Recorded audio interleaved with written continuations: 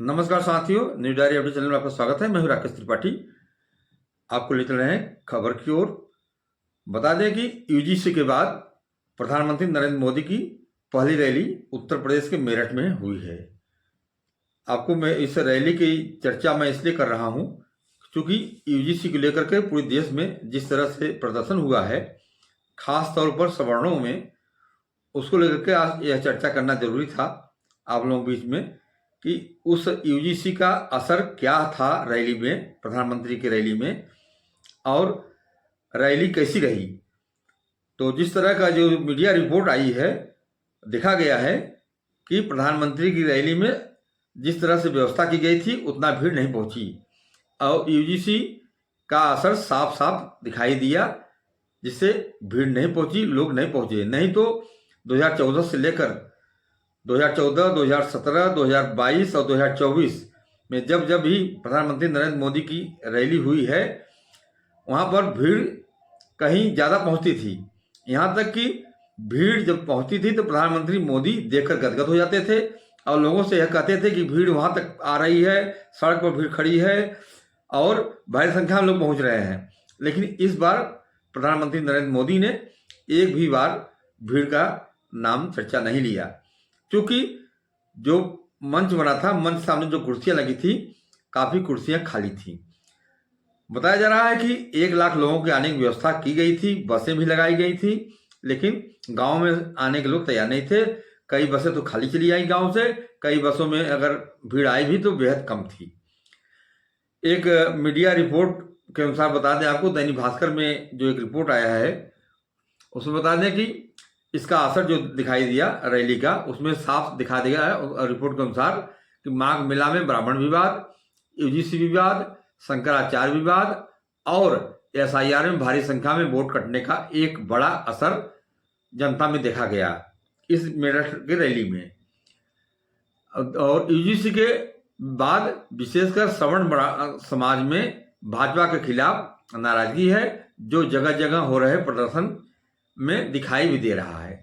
मेरठ में सोमवार को हुई प्रधानमंत्री नरेंद्र मोदी की रैली में भी यह असर साफ दिखाई दिया, जिससे पीएम की रैली के लिए लगाई गई बसें कई गांवों में खाली गई और खाली आई। वहां से लोग आने को तैयार नहीं हुए रैली में, इतना लोगों को गुस्सा था।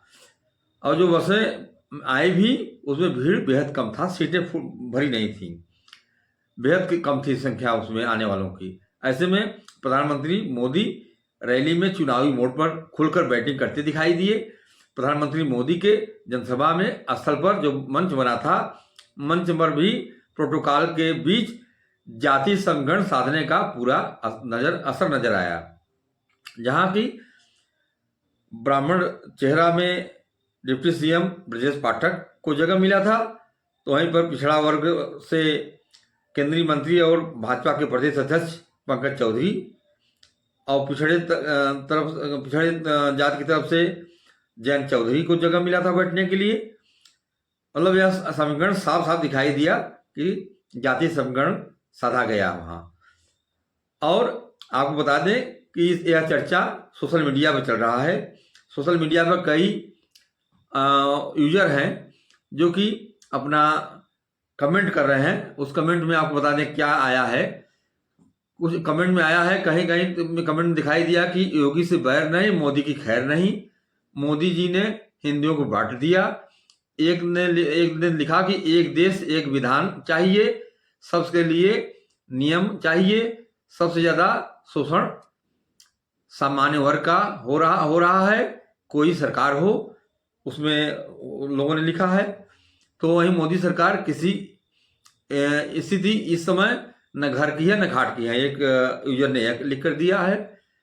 अब एक यूजर ने लिखा है, कब फ्लॉप ही होगी रैली, जब से प्रभाव वाली कोई अपनाएगा, जब यह अभाव स्वभाव और प्रभाव के बारे में कहा है कि अपनाएंगे तो यही स्थिति होगी। सामान्य वर्ग के लोग मोदी के रैली में क्यों जाएंगे। एक यूजर ने लिखा कि इस का हश्र बीपी सिंह जैसा होगा, मोदी का हश्र भी बीपी सिंह जैसा होगा।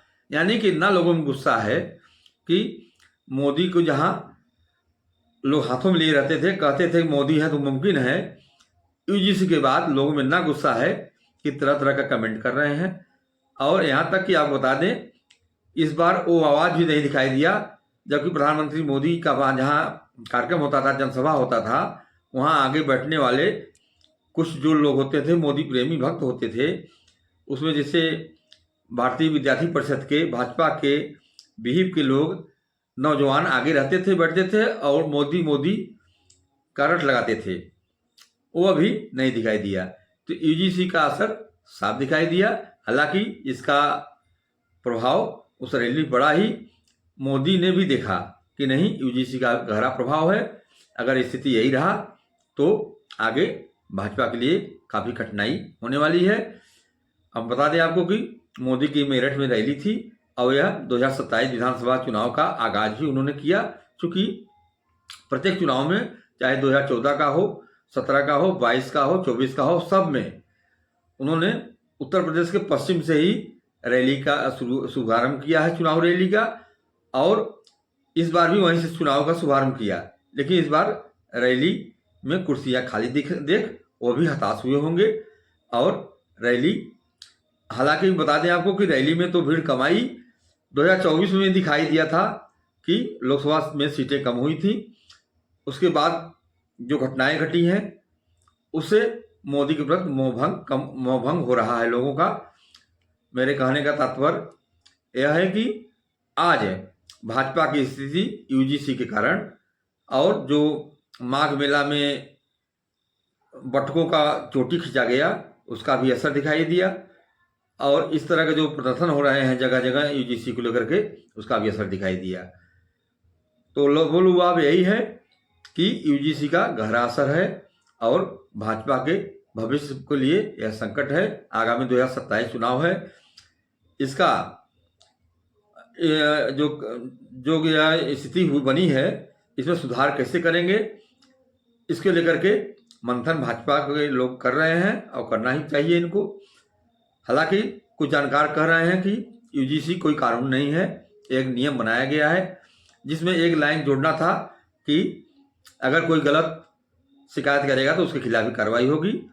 इन सब चीज़ों पर ध्यान नहीं दिया गया, जबकि सभी पार्टियों के सांसद थे उसमें और लोगों ने भारी भूल कर दिया। तो मेरे खबर बताने का मकसद किसी का विरोध नहीं है, न तो किसी पार्टी को नीचा दिखाना है।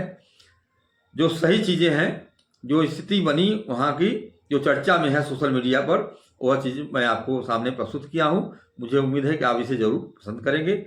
और मेरा आपसे अनुरोध है कि चैनल को लाइक करें, सब्सक्राइब करें, अपना सुझाव भी कमेंट बॉक्स में दें। नमस्कार।